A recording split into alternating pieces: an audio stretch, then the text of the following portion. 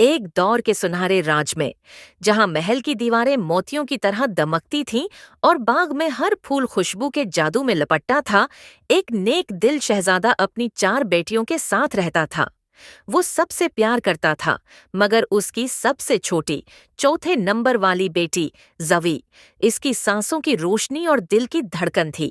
زوی کے ہنسنے سے محل کی فضا میں گھنٹیوں جیسی آواز گونجتی اور شہزادہ کہتا، یہی ہنسی میری سب سے قیمتی دولت ہے۔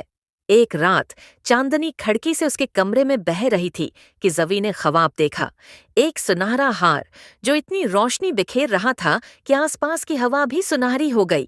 خواب میں وہ ہار اسے بلا رہا تھا، جیسے کہہ رہا ہو، آؤ مجھے تلاش کرو۔ صبح ہوتے ہی زوی نے خواب اپنے ابو کو سنایا اور وہ مسکرا کر بولے، شاید یہ قسمت کا اشارہ ہے بیٹی۔ مگر زوی کے دل میں ایک عجیب سا کھچاؤ تھا، جیسے کوئی اندیکھا دروازہ کھلنے والا ہو۔ بہار کا دن تھا، ہوا میں تتلیوں کے پروں کی خوشبو گھل رہی تھی۔ زوی نے سنہری دوپٹہ اوڑھا، محل کے دروازے سے باہر قدم رکھا اور جنگل کی راہ لی۔ راستے میں درختوں کی چھاؤں میں روشنی کے چھوٹے چھوٹے موتی ناچتے نظر آتے، پرندے گیت گاتے اور ندی چاندی کی طرح بہتی۔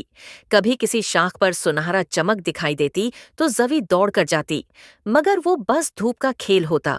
کبھی پانی میں جھلملاتی روشنی لگتی کہ یہی ہار ہے، مگر چھوتے ہی لہروں میں بکھر جاتی۔ پھر سفر کے کئی دن بعد جنگل کے بیچ ایک کھلا سبز میدان آیا، جہاں ہوا جیسے تھم گئی تھی۔ وہاں ایک شاندار سفید ہاتھی کھڑا تھا، جس کے ماتھے پر وہی سنہرا ہار جگمگا رہا تھا جو زوی نے خواب میں دیکھا تھا۔ سورج کی کرنیں ہار سے ٹکرا کر پورے میدان کو روشنی کے سمندر میں بدل رہی تھیں۔